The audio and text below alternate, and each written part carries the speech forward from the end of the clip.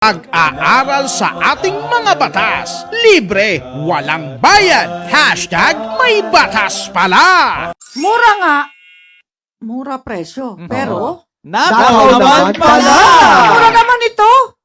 Kasi nga, Bakit ganito presyo? Mura. Oo. Isa doon sa tindahan, mahal. Napakamahal. Isa ito sa mga karaniwan dahil kung bakit marami ang bumibili ng second hand o good deal ng gamit. Pero minsan, ang sobrang murang presyo ay dapat naman pagdudahan. Kasi minsan may may hidden defects pa nga kung minsan eh. Sasabihin, maganda.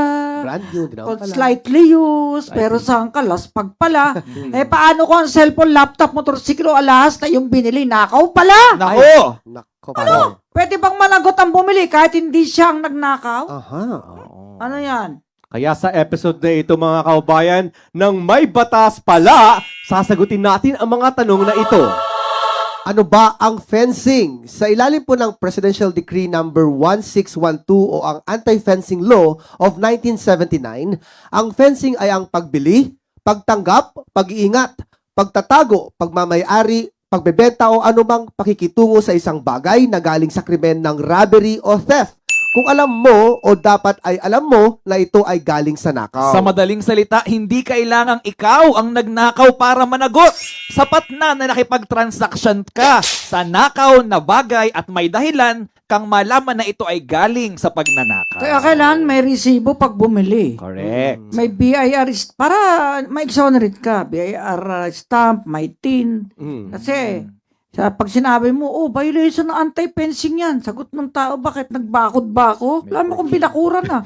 Ay, ito, yan ang ibig sabihin. Bumili ka na. Fencing. Bawal. Parang pag-ibig na bawal. Ay. Parang pag-ibig na nakaw. Di ba? Okay, oo. May sabit. O no, bumili ka ng iPhone halimbawa. Ang halaga ano? Ang halaga 60,000 pesos. Mm. Pero ibinenta sa iyo Wow, ang ng 5,000 mura. lamang. Tapos walang resibo, walang kahon, Ay. at hindi may paliwanag ng nagbebenta kung saan ito nanggaling. Naku, nakaw. Dekwat yan. Nenok, sabi ni Very Direk May. Nenok. Bumili ka ng motorsiklo ng walang ORCR at deed of sale. Isa pa yan, no? Dahil rush sale daw. Naku, Yan, tinanggap mo bilang sangla. Oo. Yung Ang laptop na alam mong walang anumang patunay ng pagmamayari, yari ka. Kung sa mga sitwasyong yan, alam mo naman, no, di ba? Dapat ay paghinalaan mo na nanakaw yan. Yes. Kaya pag bibilan sa kanya, saan ang CR niyan? Yes. ORCR. O, di ba? Dapat yung original. Kailan ba mapapanagot sa fencing? Mahalagang tandaan po na ayon sa Section 5 ng Batas, ang simpleng pag-iingat o pagmamayari ng isang bagay na napatunayang galing sa nakaw ay maaaring maging paunang ebidensya o prima facie evidence ng fencing. Ibig sabihin, kung ikaw ay nahulihan ng isang bagay na ninakaw, maaaring ipagpalagay muna ng batas na sangkot ka sa fencing. Maliban kung maipapakita mo ang isang makatotohanan at legal na paliwanag kung paano mo ito nakuha. Kailangan ba ng permit ang mga buy and sell shops? Ayan. Anong sagot? Oo! Ayon sa Section 6 ng PD number 1612, ang mga tindahan o negosyong bumibili at nagbebenta ng second-hand items ay kinakailangang kumuha ng kaukulang clearance o permit bago nila ialok sa publiko ang mga gamit na nakuha mula sa mga hindi lisensyadong supplier o nagbebenta.